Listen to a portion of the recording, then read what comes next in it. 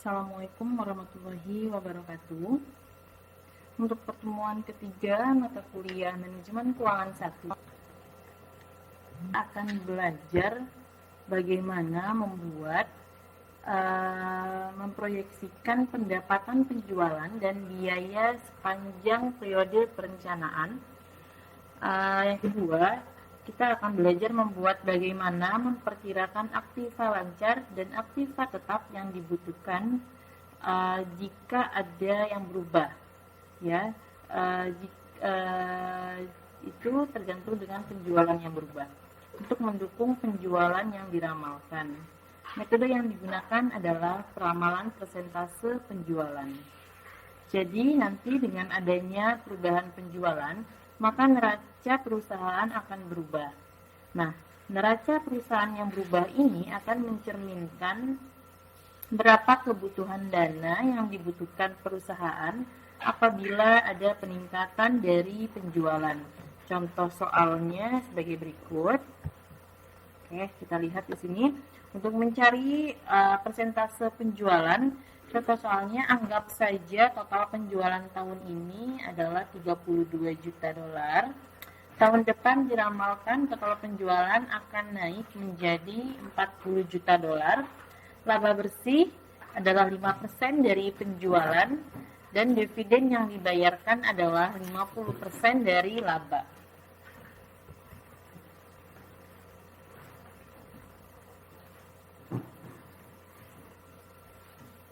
Nah, kita buat dulu neraca tahun ini. Ya, ini contohnya sebagai berikut. Di sini sudah ada aktiva lancar, aktiva tetap, ada hutang usaha, ada beban akrual, wesel bayar, hutang jangka panjang, saham biasa, dan laba ditahan. Nah, beberapa pos di sini kita akan buat rasionya terhadap penjualan. Ya, tapi ada beberapa pos juga yang tidak kita buat rasionya. Kita mulai di sini ya, dari aktiva lancar kita buat rasionya. Di sini 8 juta dolar dan tadi yang di awal soalnya penjualan itu 32 juta dolar. Jadi 8 dibagi 32 sama dengan persentasenya adalah 25%. Aktiva tetap ya, 16 dolar. 16 juta dolar dibagi dengan penjualan 32 juta dolar, maka selanjutnya kita mencari persentase hutang usaha. Ya, hutang 4 juta dolar di 2 juta dolar. Persentasenya 2,5%. Ya, dapat dari mana persentasenya? Itu total angka aktiva dan kewajiban dibagi dengan penjualan, dapat persentasenya. Nah, di sini untuk wesel bayar, hutang jangka panjang, saham biasa, dan laba ditahan, ini kita tidak buat rasionya karena pos-pos ini akan menjadi sumber pendanaan kita yang akan kita cari. Ya, kita akan cari berapa sih kebutuhannya. Sementara untuk laba ditahan di sini berbeda perhitungannya dibandingkan dengan pos-pos yang lain. Nanti ada rumusnya, nanti kita coba untuk menghitungnya ya.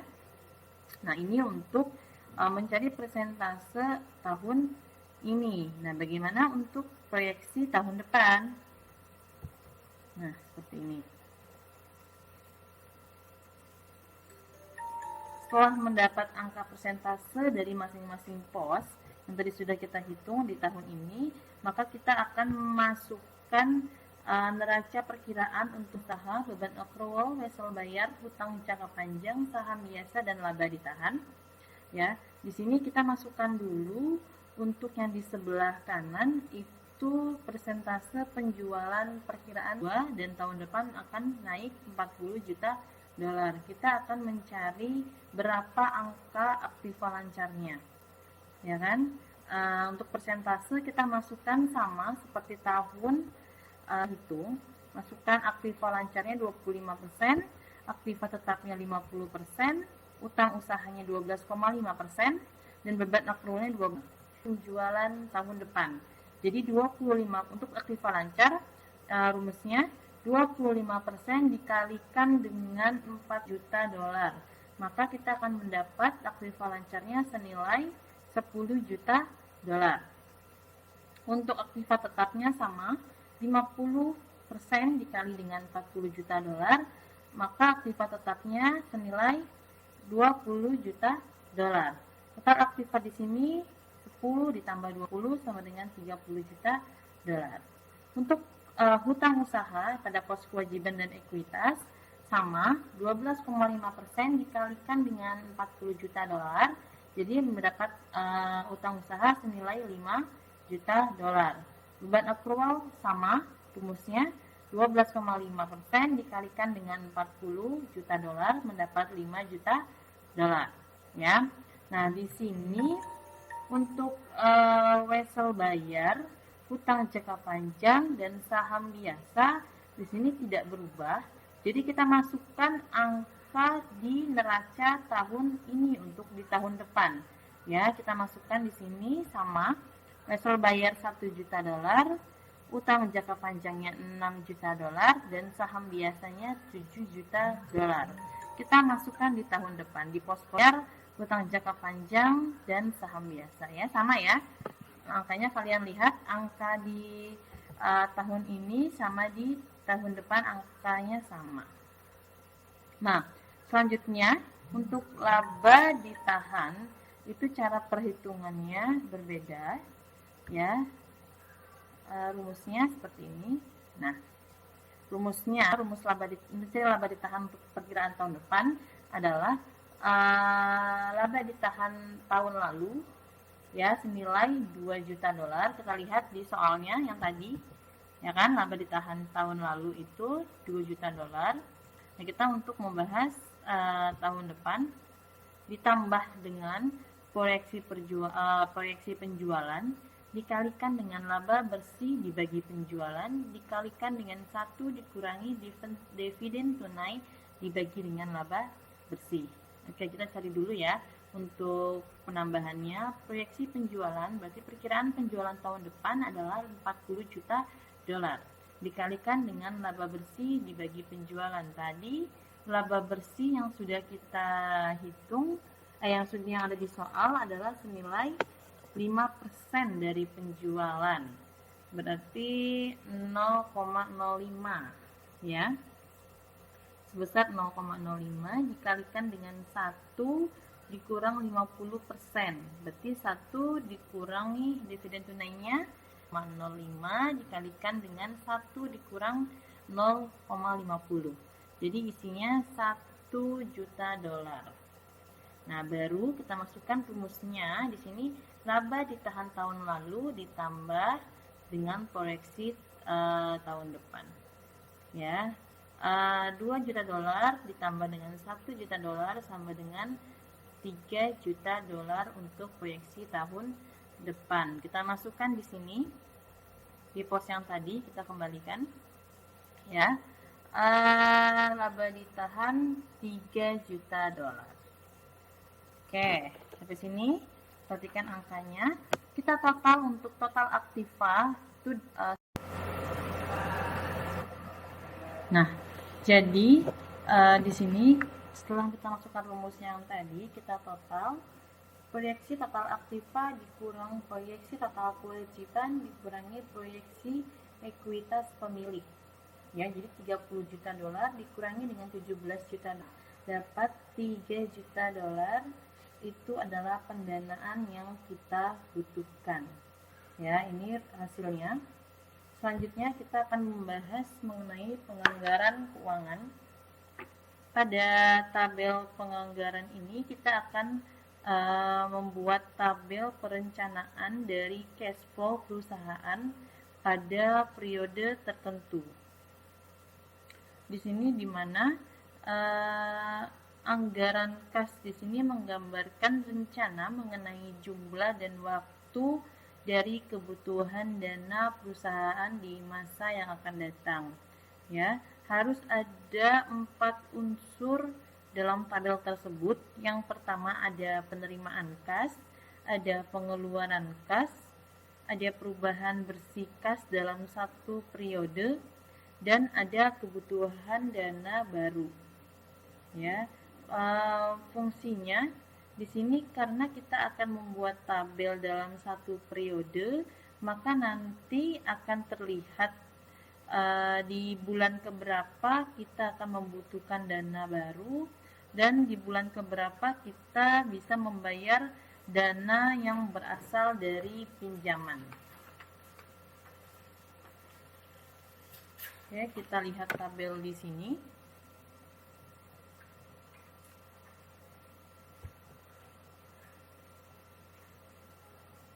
Untuk fungsinya dulu.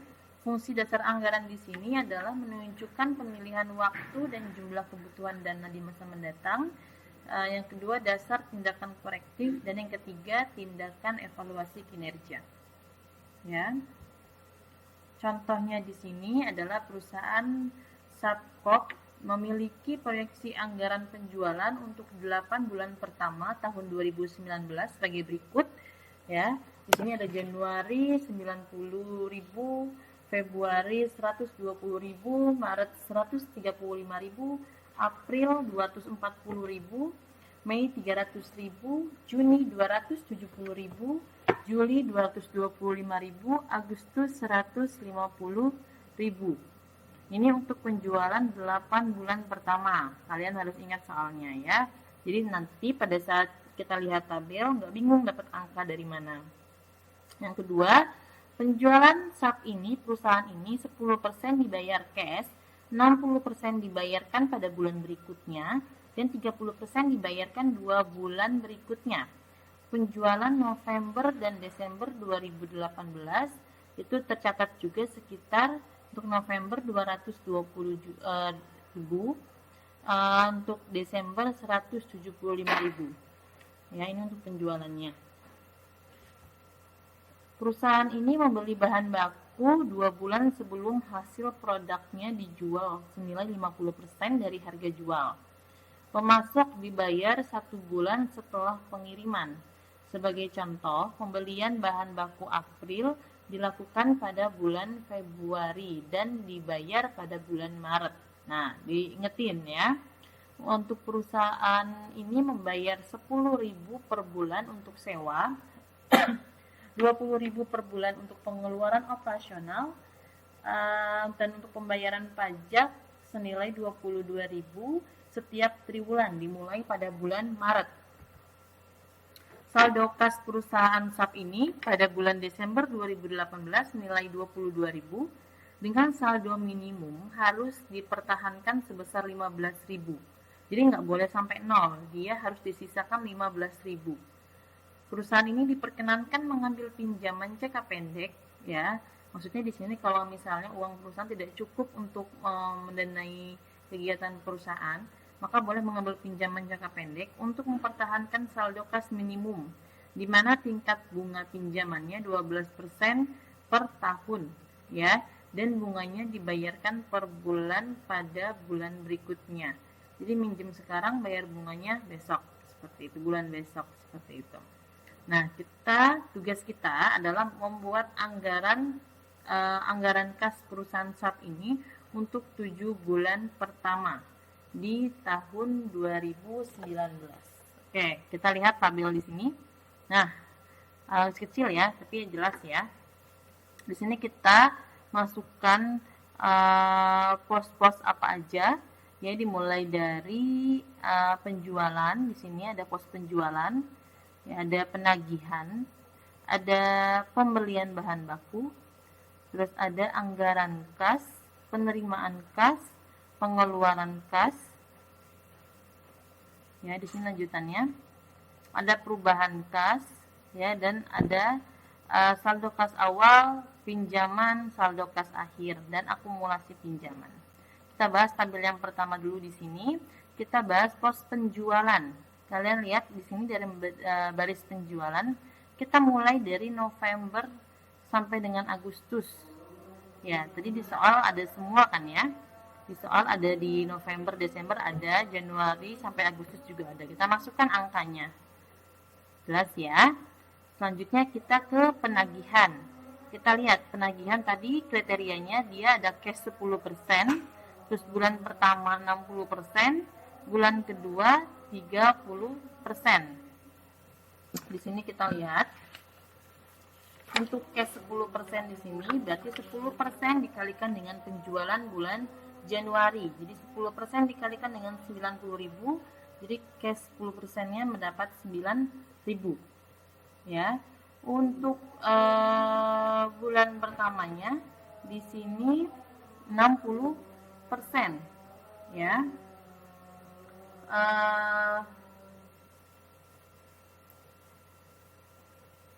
Untuk bulan setelahnya ya. Jadi di sini 60% untuk 1 bulan setelahnya.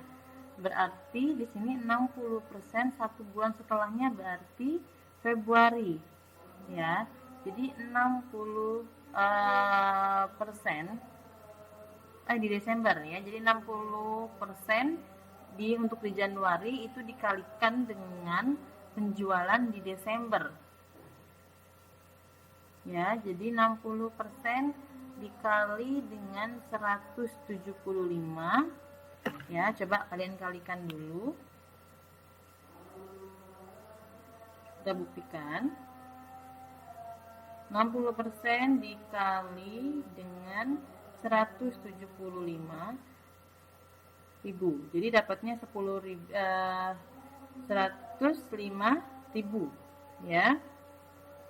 Diulang. Di bulan pertama 60% di Januari itu dapat dari 60% dikali 175.000.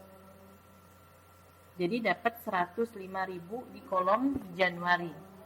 Nah, untuk yang 30% bulan kedua itu 30% dikalikan dengan November. Dikalikan dengan penjualan bulan November, karena tadi kriteria di soalnya, coba kalian buka lagi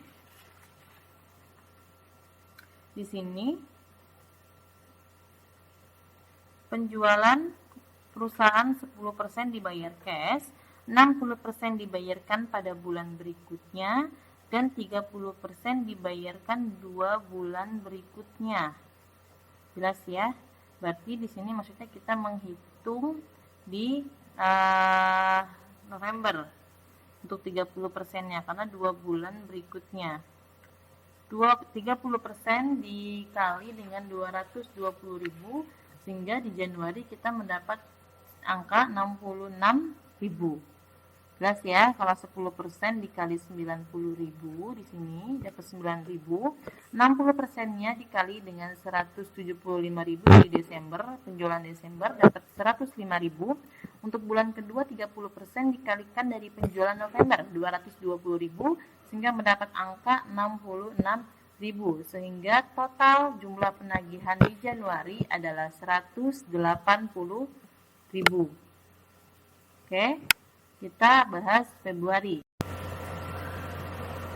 Selanjutnya untuk Februari, penjualannya 120.000. Untuk penagihannya kita masukkan cash 10%. 10% dikali dengan 120.000 dari penjualan Februari dapat nilai 12.000. Untuk bulan pertama 60% berarti dikalikan dengan Januari 90.000. Penjualan Januari 54.000 dapatnya. Ya, untuk bulan kedua 30% dikali dengan penjualan bulan Desember 30% dikali 175.000 sehingga mendapat angka. Begitupun selanjutnya. Kalian coba hitung sendiri ya. Kalau nanti ada kesulitan silakan kita diskusikan. Ya.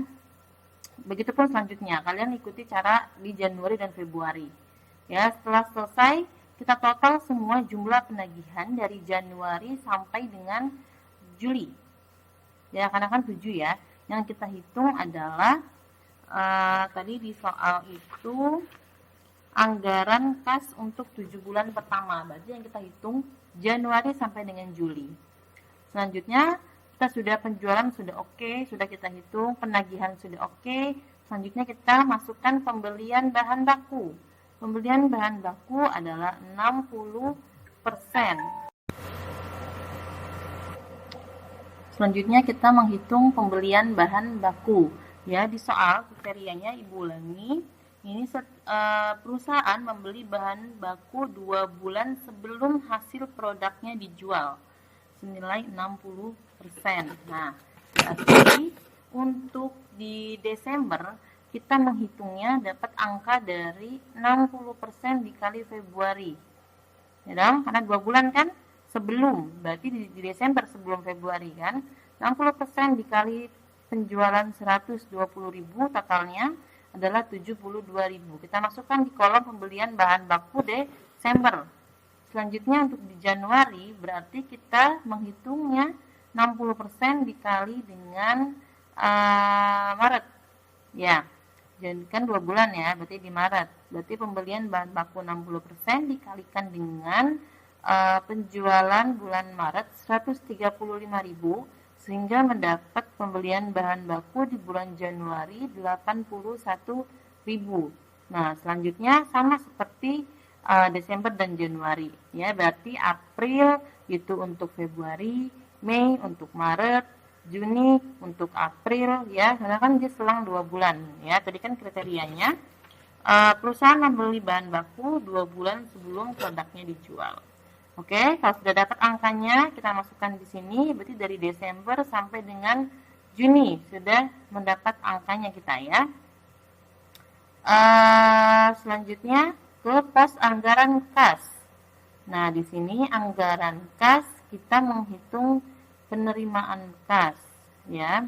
Penerimaan kas kita hitungnya, kita ambil angkanya dari di sini dari jumlah penagihan. Ya, jumlah penagihan kita masukkan ke kolom penerimaan kas karena kan yang akan kita terima. Ya dong? Ya, masukin 180.000 di Januari, 118.500 di Februari sampai dengan Juli. Ibu ulangi, angka penerimaan kas di sini didapat dari angka jumlah penagihan. Oke. Selanjutnya kita akan menghitung pos pengeluaran kas. Ya.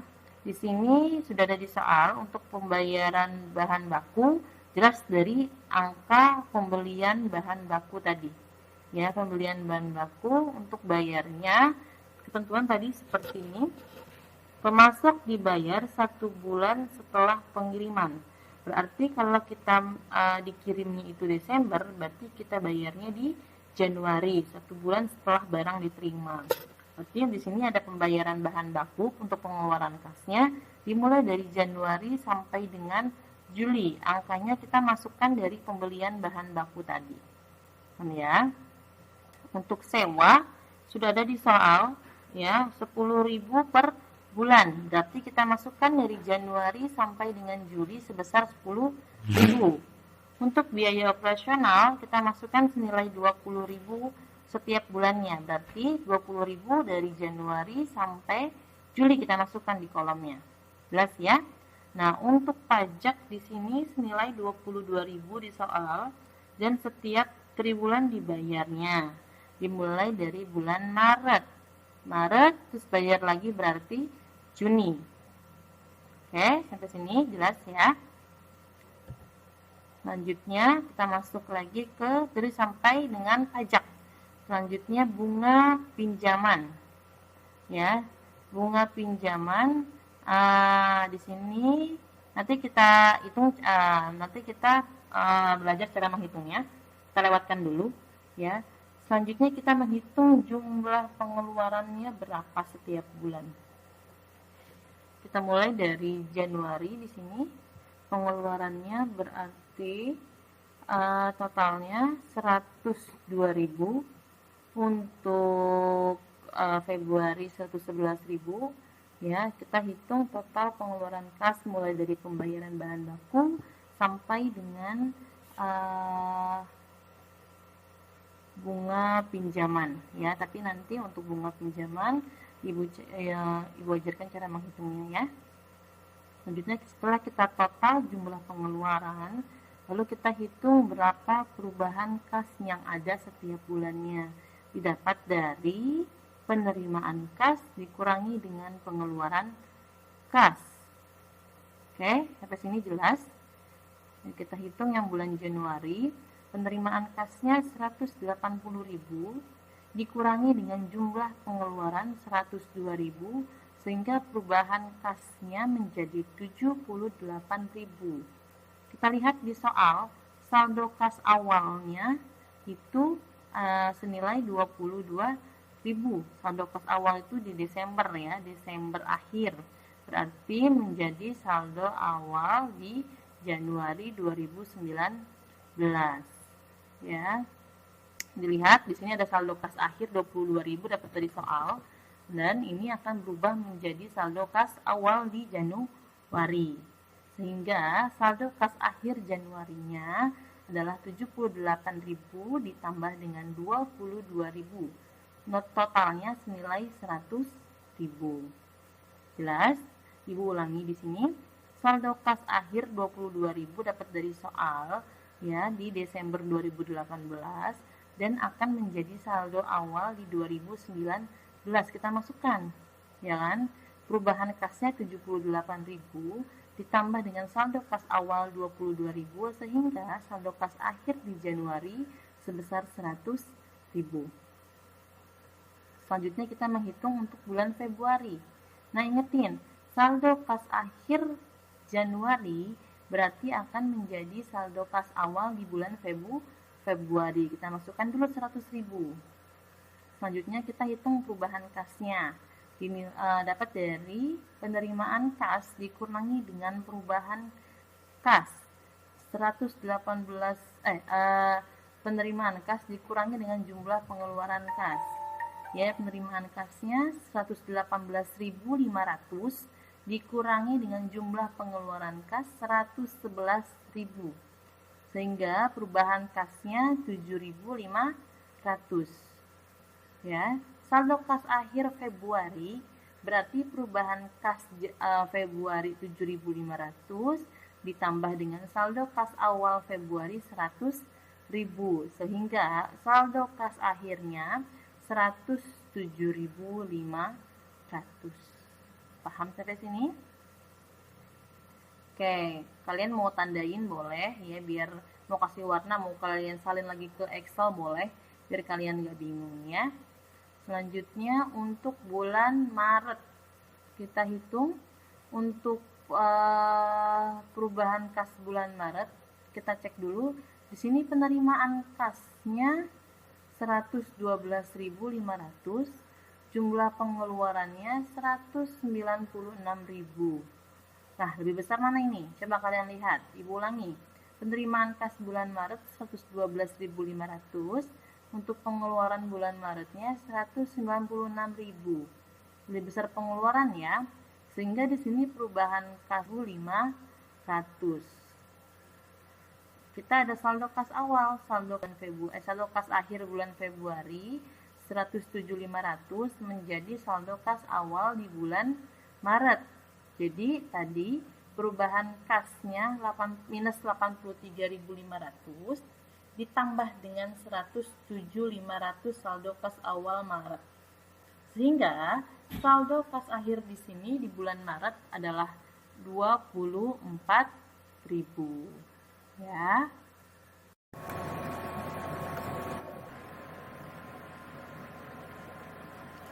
Selanjutnya kita akan bahas untuk bulan April.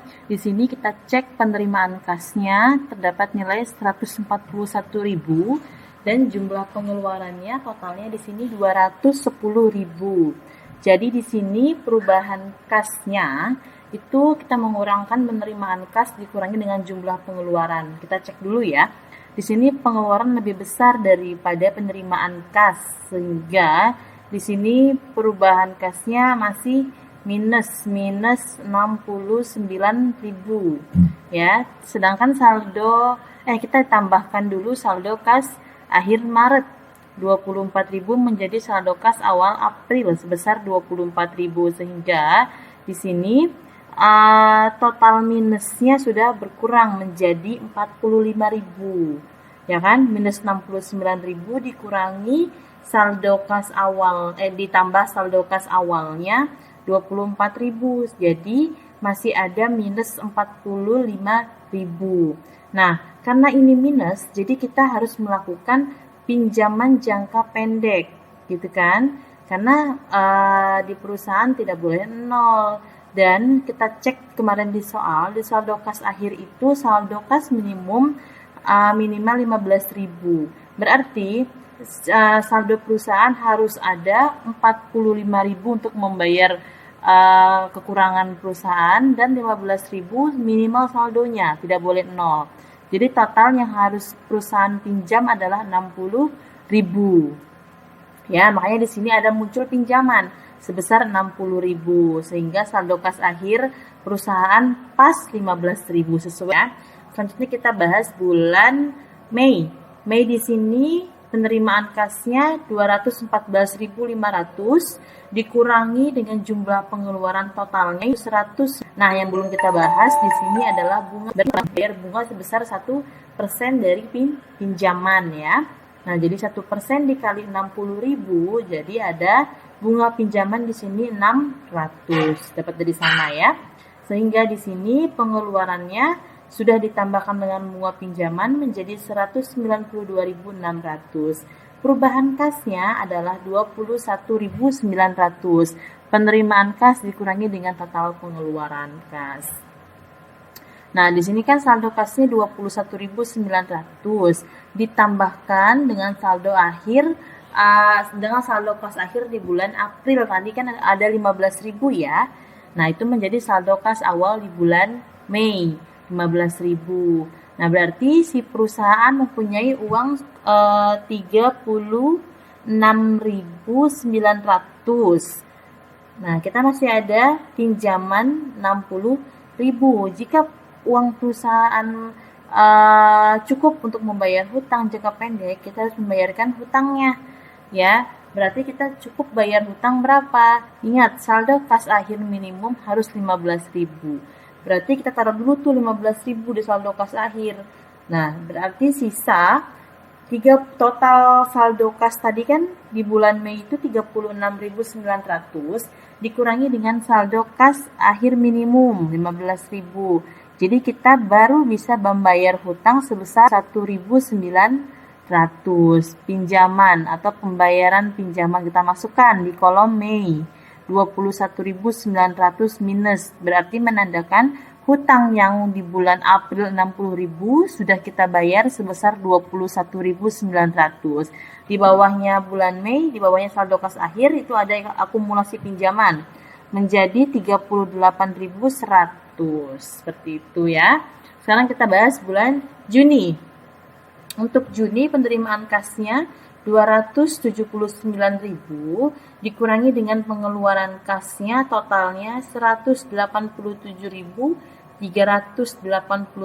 Masih ada bunga ya di sini. Kenapa masih ada bunga? Karena kita masih ada pinjaman belum lunas, masih 38.100 dikalikan dengan bunga sebesar 1% per bulan. Makanya di sini di bunga pinjaman dapat angka 381. Perubahan kasnya berapa? Perubahan kasnya penerimaan kas dikurangi dengan jumlah pengeluaran sehingga total perubahan kas di bulan Juni itu 91.619 ditambahkan dengan saldo kas akhir Mei adalah 106.619. Nah, kita masih ada hutang kan? Berarti kita harus bayar dulu hutangnya. Cukup uang perusahaan? Cukup, karena uang perusahaan lumayan agak banyak, ada 106.619. Kita kurangkan dengan hutang dulu biar lunas hutangnya ya, sebesar 38.100. Sehingga di sini saldo kas akhir di bulan Juni setelah dibayarkan hutang itu tinggal sisa 68.519. Tapi saldo hutangnya sudah 0, sana sudah kita bayar. Terakhir bulan Juli, kita lihat penerimaan kasnya di sini 274.500 ya, dikurangkan dengan jumlah pengeluaran sebesar 120.000. Bunga pinjaman tidak ada lagi ya, sudah 0 karena sudah kita bayarkan hutangnya sudah lunas. Sehingga di sini perubahan kasnya penerimaan kas dikurangi dengan jumlah pengeluaran. Sehingga di sini perubahan kasnya 154.500. ditambah dengan saldo kas akhir di bulan Juni yang menjadi saldo kas awal di bulan Juli ditambah dengan 68.519 berarti ya. Sehingga perubahan kas Juli ditambah saldo kas Juli berarti saldo kas akhir di bulan Juli adalah 223.019. Nah, ini adalah contoh perhitungan penganggarannya ya. Silakan teman-teman pelajari dari mana angka-angkanya. Silakan atau misalnya teman-teman mau coba sendiri mau hitung ulang di Excel boleh ya, biar lebih paham dapat dari mana. Nah, untuk yang masih bingung, silakan kita bisa diskusikan di GCR. Ibu nanti buka forum di GCR buat teman-teman yang mau tanya. Silakan ya, karena kemungkinan nanti soalnya keluar pada saat UTS biar teman-teman nggak bingung. Jadi angka-angka ini ada caranya ya. Kalau teman-teman lupa silakan diputar lagi videonya ya. Terima kasih banyak. Wassalamualaikum warahmatullahi wabarakatuh. Terima kasih teman-teman.